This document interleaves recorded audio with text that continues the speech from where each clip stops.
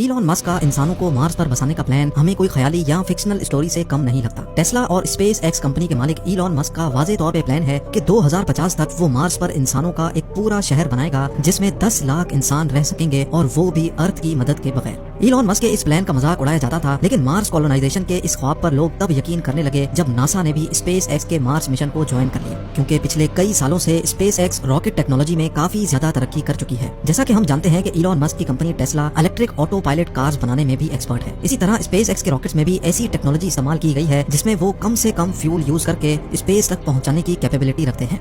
Mars, जो कि अर्थ से 6 करोड़ 20 लाख किलोमीटर दूर है, वहां तक इंसानों को पहुंचाने के लिए एक खास स्टारशिप बनाई जा रही है जो इलॉन मस्क के मुताबिक टेस्ला में इस्तेमाल होने वाली बैटरीज पर ऑपरेट होगी, यानी उसमें फ्यूल कम से कम इस्तेमाल किया जाएगा।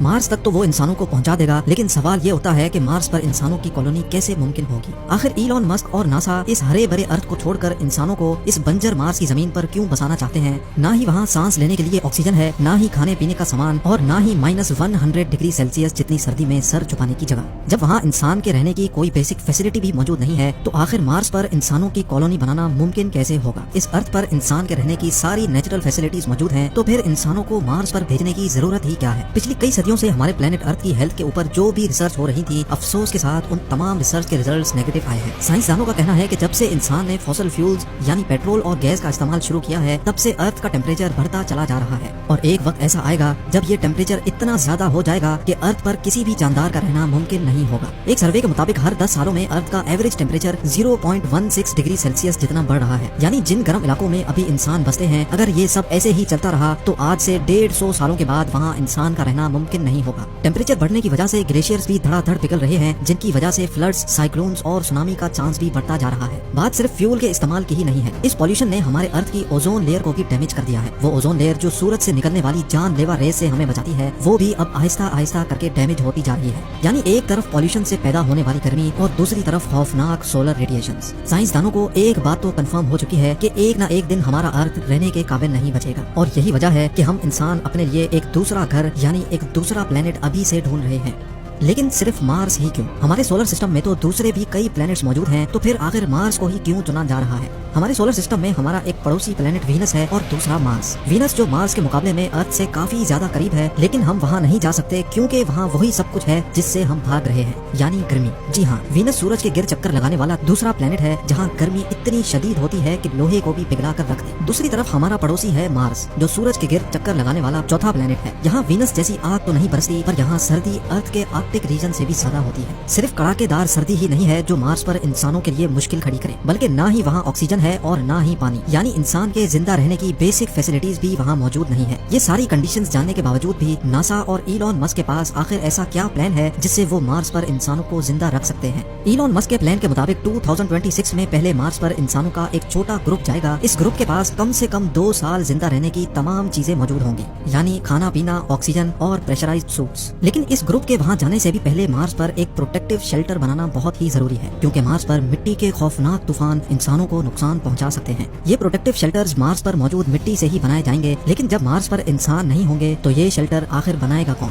हैरत अंगेज तौर पे ये शेल्टर्स मार्स पर मौजूद रोबोट्स बनाएंगे।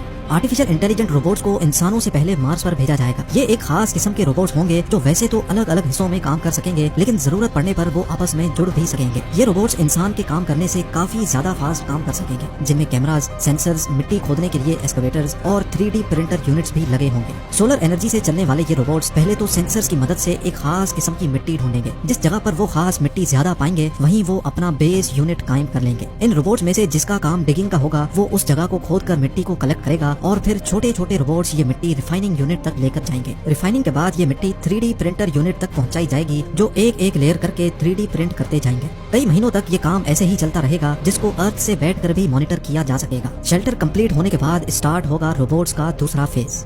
अब मार्स पर पहली बार इंसानों का एक ग्रुप लैंड करेगा। क्योंकि इंसान यहाँ पहली बार लैंड करेंगे, इसीलिए इनके पास काफी सारा सामान भी मौजूद होगा। मार्स पर मौजूद रोबोट्स इंसानों को वहाँ वेलकम करेंगे, उनका सामान उठाकर लैंडिंग साइट से बेस यूनिट तक लेके जाएंगे, और बेस यूनिट के शेल्टर के अंदर छोटे छोटे यूनिट्स को रखा जाएगा जो अपने आप इन्फ्लेट हो जाएंगे। क्योंकि मार्स का एटमॉस्फेरिक प्रेशर बहुत ही कम है, इसी वजह से इंसान वहाँ इन प्रेशराइज्ड यूनिट्स में रहेंगे, यानी इन यूनिट्स में अर्थ की तरह आर्टिफिशियल प्रेशर बनाया जाएगा। ये सारे प्रेशराइज्ड केबिन्स एक दूसरे से जुड़े होंगे और इनको इलेक्ट्रिसिटी देने के लिए एक सोलर फार्म रोबोट्स की मदद से कायम किया जाएगा। अगर किसी इंसान को बेस यूनिट से बाहर जाना होगा तो एक स्पेशल गाड़ी केबिन के दरवाजे से आकर फिक्स हो जाएगी, ताकि दरवाजा खोलने से अंदर का प्रेशर लीक ना हो सके। अब बारी होगी मार्स पर एक ग्रीन हाउस बनाने की, ताकि मार्स पर वेजिटेशन की जा सके। साइंस रिसर्च के मुताबिक मार्स पर स्टार्टिंग में सिर्फ पोटैटोज और बीन्स लगाए जा सकेंगे। ग्रीन हाउस के अंदर प्लांट्स जैसे जैसे बड़े होंगे उनमें से एक ऐसी चीज निकलेगी जिसका होना मार्स पर बहुत ही ज्यादा जरूरी है, और वो है ऑक्सीजन। जी हाँ, ये प्लांट्स मार्स पर सब्जियों के अलावा इंसानों को ऑक्सीजन भी देंगे, लेकिन ये ऑक्सीजन इतना ज्यादा नहीं होगा, इसलिए जल्द अज जल्द मार्स पर ऑक्सीजन बनाने का भी बंदोबस्त किया जाएगा। हैरतअंगेज तौर पे ये एक्सपेरिमेंट मार्स रोवर पहले ही कर चुका है। एक स्पेशल डिवाइस जो सोलर एनर्जी के जरिए ऑपरेट होगी, वो मार्स के एटमॉस्फेयर से कार्बन डाइऑक्साइड को लेकर उसमें से हीट और इलेक्ट्रिकल करंट पास करेगी, जिससे ऑक्सीजन कार्बन डाइऑक्साइड से अलग हो जाएगा और उस ऑक्सीजन को कलेक्ट कर लिया जाएगा। यानी अब इंसानों की एक छोटी टीम वहाँ ऑक्सीजन भी बना सकेगी। खाने के लिए उनके पास सिर्फ 2 डिश ही सही पर खाना मौजूद होगा, और मार्स की जमीन के नीचे फ्रोजन वाटर मार्स पर मौजूद रोवर पहले ही ढूंढ चुका है, तो उस बर्फ को पिघलाकर पानी भी बनाया जाएगा। 100 बातों की एक बात, मार्स पर भेजे गए इंसान अब बगैर अर्थ की मदद से जिंदा भी रह सकेंगे और वक्त पड़ने पर वापस अर्थ की तरफ रवाना भी हो सकेंगे। लेकिन क्या ये सब ऐसे ही चलता रहेगा? क्या मार्स पर जाने वाले लोग कभी भी अपने केबिन से बाहर नहीं निकलेंगे? अगर मार्स पर जाकर भी ऐसी ही जिंदगी गुजारनी है तो फिर इतने ज्यादा ताम झाम की आखिर जरूरत ही क्या थी? साइंसदानों के पास इस मसले का कोई सॉल्यूशन तो नहीं है, लेकिन उनका ये ख्याल है कि अगर मार्स के एटमॉस्फेयर में कुछ ऐसी चेंजेस की जाएं जिससे मार्स का टेम्परेचर बढ़ जाए, तो शायद आने वाले 100 या 200 सालों के बाद मार्स वैसा ही हरा भरा हो सकता है जैसा अभी हमारा अर्थ है। यानी साइंसदानों के मुताबिक मार्स का टेम्परेचर बढ़ाने से वहाँ दोबारा जिंदगी पाई जा सकती है, और इस काम के लिए जो आइडियाज दिए जा रहे हैं वो जानकर यकीन करना मुश्किल होगा। एक MIT स्टूडेंट मार्गरीटा मैरिनोवा का आइडिया है कि मार्स पर रोबोट्स की मदद से फैक्ट्रीज बनाई जाएं, जो सुबह शाम और दिन रात सिर्फ एक ही काम करेंगी। उनका काम होगा सिर्फ धुआं निकालना, और उस धुएं की वजह से मार्स में भी वही सब कुछ होगा जो अर्थ के साथ हो रहा है, यानी ग्लोबल वार्मिंग। दूसरी तरफ इलॉन मस्क ने भी मार्स का टेम्परेचर बढ़ाने के लिए एक आइडिया दिया है, और वो ये है कि मार्स पर न्यूक्लियर वेपन इस्तेमाल किए जाएं। उनका कहना है कि मार्स पर 10,000 न्यूक्लियर मिसाइल्स फायर किए जाएंगे तो वहाँ की आइस भी मेल्ट होगी और वहाँ का ओवरऑल टेम्परेचर भी बढ़ेगा, जिसकी वजह से मार्स जल्द अज जल्द इंसानों के रहने के काबिल बन सकेगा।